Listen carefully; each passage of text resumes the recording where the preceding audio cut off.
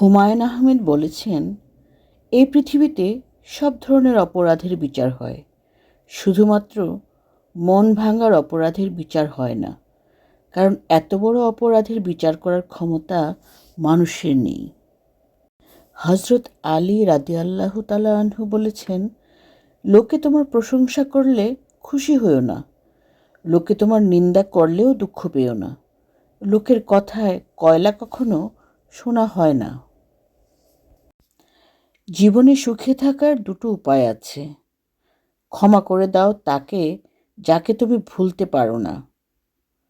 ভুলে যাও তাকে যাকে তুমি ক্ষমা করতে পারবে না। যে তোমাকে খুব ভালোবাসে তাকে ধোঁকা দিও না। নিজেকে একবার প্রশ্ন করো, পৃথিবীতে এত মানুষ থাকতে সে কেন তোমায় ভালোবেসেছিল?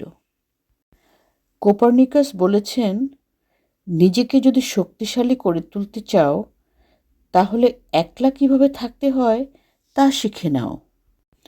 মাই হলো একমাত্র ব্যক্তি যিনি আপনাকে 9 মাস তার পেটে, 3 মাস কোলে আর সারা জীবন হৃদয়ে বহন করেন।